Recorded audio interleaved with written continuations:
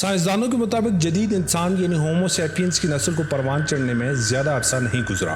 اس کا دورانیہ تقریباً 1.5 لاکھ سے 3,15,000 سال ہے۔ سائنسدانوں نے دریافت شدہ فوسل کی بنیاد پر جو کلاسیفیکیشن کی ہے، اس میں ہومینائڈ اور ہومینینس 2 نام سامنے آتے ہیں۔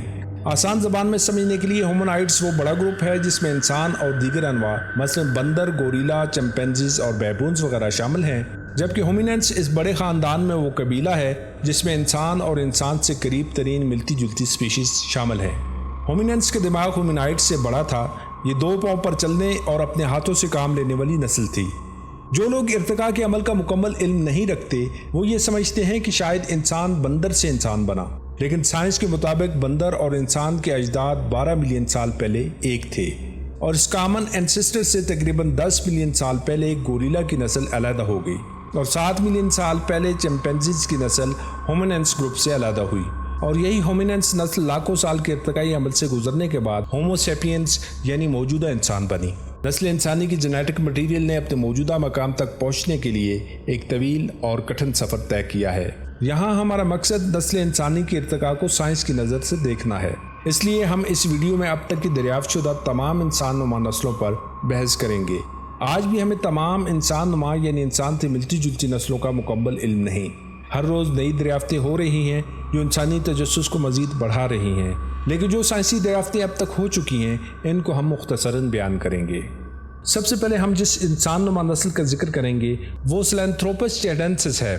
یہ نسل 60 سے 70 لاکھ سال پہلے زمین پر آباد تھی، جس کا تعلق مغربی وسطی افریقہ سے تھا۔ اس کو ابتدائی انسان نما نسل سمجھا جاتا ہے جو کہ 2 پیروں پر چلتے تھے۔ ان کا دماغ بندر کے دماغ کے برابر تھا اور چھوٹے گوشت کاٹنے والے دانت تھے، جس سے یہ سمجھا جا سکتا ہے کہ ان کی خوراک میں گوشت شامل نہیں تھا۔ دوسرے نمبر پر ہم جس انسان نما نسل کا ذکر کر رہے ہیں اس کا نام اورورنٹوگیننسس ہے، جو 58 سے 62 لاکھ سال پہلے مشرقی افریقہ کے علاقے کینیا میں موجود تھی۔ اس کے دریافت شدہ فوسل سے پتہ چلتا ہے کہ یہ سیدھے کھڑا ہو کر چلنے والا انسان نما تھا جس کا جسم بندر جیسا تھا۔ اس میں درختوں پر چڑھنے اور چھلانگیں لگانے میں مددگار لمبی مڑی ہوئی انگلیاں تھیں اور جبڑا بھی بندروں جیسا ہی تھا۔ اس کے بعد آرڈیپیتھیکس کلابہ آتی ہے جس کا دور 52 سے 58 لاکھ سال قبل ہے، اور یہ نسل بھی مشرقی افریقہ کینیا کے علاقے میں پروان چڑھی۔ اس نسل کو پہلے آرڈیپیتھیکس ریمیڈس نامی نسل کا حصہ سمجھا گیا، لیکن بعد میں دانتوں کی بناوٹ زیادہ قدیم پائی گئی، جس کے بعد اس کو الگ نسل کے طور پر دیکھا گیا۔ اس نسل کے گھنے جنگلات میں پائے جانے والے شواہد نے 2 پیروں پر چلنے کا آغاز سوانا میں نہ ہونے کا اندیہ دیا ہے۔ چوتھے نمبر پر جس نسل کا ذکر کیا جاتا ہے وہ آرڈیپیتھیکس ریمیڈس ہے، جو تقریباً 44 لاکھ سال پہلے مشرقی افریقہ ایتھوپیا میں موجود تھی۔ 2009 میں ملنے والی ایک مادہ کی کولوں اور ٹانگوں کی فوسل ہڈیوں کے آثار سے یہ نظر آتا ہے کہ یہ سیدھا کھڑا ہو کر چلنے والی انسان نما نسل تھی۔ کنائن دانتوں کے اچھے نمونوں سے یہ نظر آتا ہے کہ نر اور مادہ کے حجم میں بہت کم فرق تھا۔ اس کے بعد آسٹرالوپیتھیکس اینیمنسس کا نمبر آتا ہے جس کا دورانیہ 39 سے 42 لاکھ سال پہلے کا تھا، اور یہ مشرقی افریقہ جن میں کینیا اور ایتھوپیا شامل ہیں میں پائی جاتی تھی۔ سائنسدانوں کو ملنے والے فوسلز یہ ظاہر کرتے ہیں کہ اس کی پنڈلی کی ہڈی کے اوپری حصے اور ہڈی کے پھیلاؤ سے یہ نظر آتا ہے کہ یہ 2 پاؤں پر چلنے والی انسان نما نسل تھی اور ایک وقت میں صرف ایک گھٹنے پر وزن ڈالتی تھی۔ یہ نسل دریائی جنگلات میں پائی جاتی تھی۔ اس نسل کی کھوپڑی بندر سے زیادہ قریب ہے، جبکہ باقی مادہ جسم زیادہ تر انسانی ہے۔ چھٹے نمبر پر آسٹرالوپیتھیکس ایفرنسس کا نام آتا ہے، جو 30 سے 38 لاکھ سال پہلے مشرقی افریقہ جن میں ایتھوپیا، کینیا، تنزانیہ شامل ہیں میں ارتقاء پذیر ہوئی۔ اس انسان نما نسل جس میں لوسی بھی شامل ہے کا سر اور چہرہ بندر کی طرح کا تھا اور مڑی ہوئی انگلیوں کے ساتھ مضبوط بازو جو کہ درختوں پر چڑھنے کے کام آتے تھے، لیکن یہ سیدھے کھڑے ہوتے تھے اور 2 پیروں پر چلتے تھے۔ ان خصوصیات نے اس نسل کو مختلف ماحولیاتی تبدیلیوں میں رہنے میں مدد دی۔ اس کے بعد آسٹرالوپیتھیکس افریکانس کا دور آتا ہے جو 21 سے 33 لاکھ سال پہلے جنوبی افریقہ میں آباد تھی۔ ڈارٹ کی دریافت شدہ انسان نما نسل جو کہ 1924 میں دریافت ہوئی تھی، یہ انسان نما کی پہلی نسل تھی جو افریقہ میں دریافت ہوئی تھی۔ اس نسل سے تعلق رکھنے والے زیادہ تر سبزی خور تھے، جیسا کہ آج کے چمپینزیز کی خوراک ہے۔ ان کے دانتوں سے پتہ چلتا ہے کہ ان کی خوراک سخت چیزوں پر مشتمل تھی۔ اس کے بعد پینتھروپس ایتھوپیکس کا نمبر آتا ہے جو 23 سے 27 لاکھ سال پہلے شمالی کینیا کے علاقے ٹرکانا اور جنوبی ایتھوپیا میں موجود تھی۔ یہ سیدھا کھڑا ہونے والا انسان نما تھا۔ اس نسل میں کھوپڑی کی اوپری سطح بتاتی ہے کہ چبانے کے پٹھے بہت طاقتور تھے۔ خیال کیا جاتا ہے کہ یہ نسل پینتھروپس بوائزی کی جد امجد ہو۔ اس کے بعد آسٹرالوپیتھیکس گڑی ہے جو تقریباً 25 لاکھ سال پہلے مشرقی افریقہ میں موجود تھی۔ یہ بھی سیدھا کھڑا ہونے والا انسان نما تھا۔ اس نسل کے لمبے دانت تھے اور ان کی شکل آسٹرالوپیتھیکس افریکینس جیسی تھی۔ ان کے دانتوں کی کچھ خصوصیات انسان سے بھی مماثلت رکھتی تھیں۔ ان کے فوسلز ڈھانچوں کے آثار سے نظر آتا ہے کہ ران کی ہڈی دوسرے آسٹرالوپیتھیکس نسلوں سے زیادہ لمبی تھی، لیکن طاقتور لمبے بازو موجود تھے۔ یہ چیز چلنے میں قدموں کی لمبائی میں تبدیلی کی عکاس ہے۔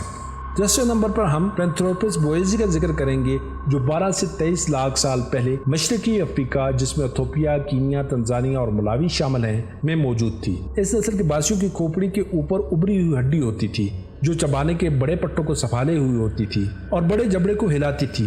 یہ سیدھی کھڑا ہونے والی انسان نما نسل تھی جو اپنے عہد کے زیادہ تر وقت میں مشرقی افریقہ میں ہومو ایریکٹس نامی انسانی نسل کے ساتھ رہی۔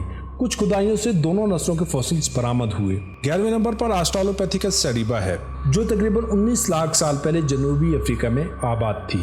12ویں نمبر پر ہومو ہیبیلس کا نام آتا ہے، جو 14 سے 27 لاکھ سال پہلے مشرقی اور جنوبی افریقہ میں موجود تھی۔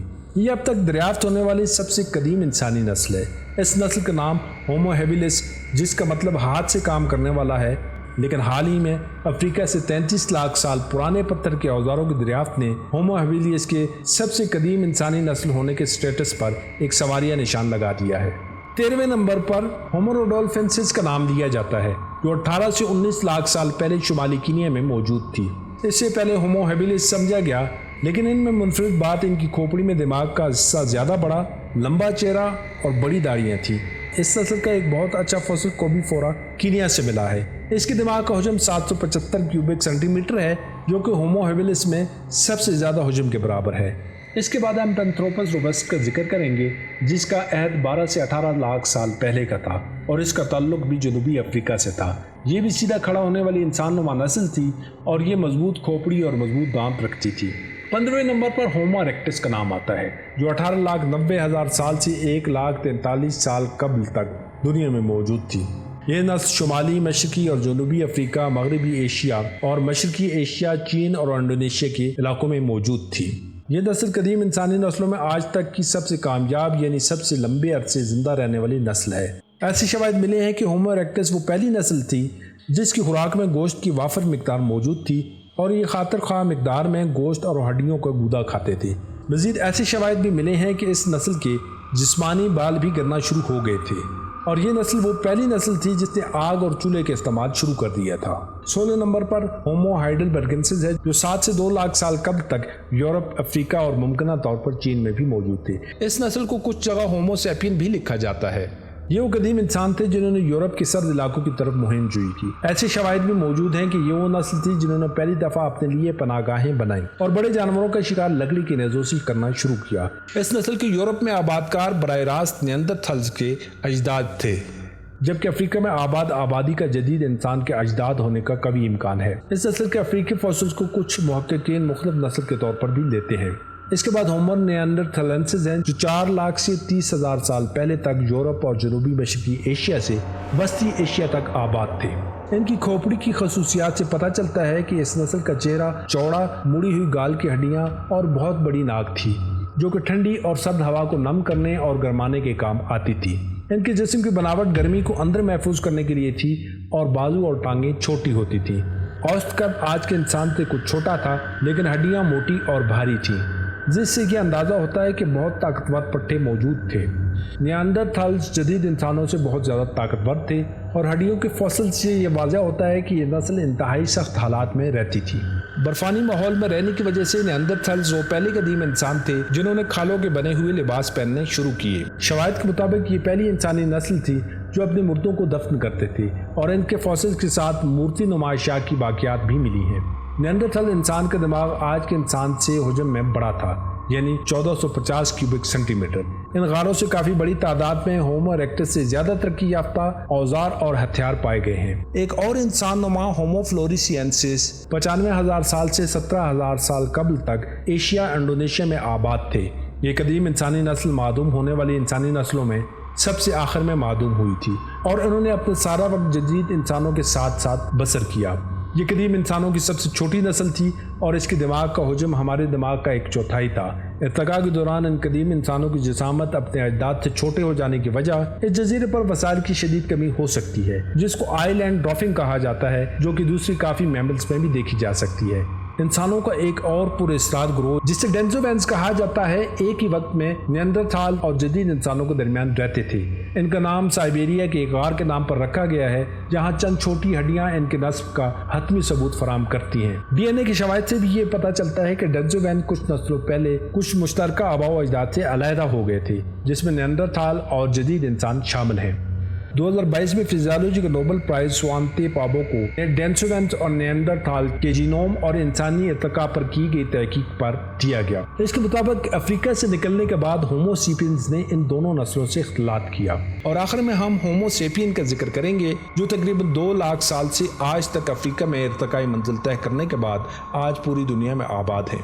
جدید انسان فوسل اور جینیاتی شواہد یہ بتاتے ہیں کہ ہماری نسل ہومو سیپین افریقہ میں تقریباً 2 لاکھ سال پہلے ارتقاء پذیر ہوئے اور کم از کم 1 لاکھ سال پہلے وہاں سے نکل کر باقی دنیا میں پھیلنا شروع ہوئے۔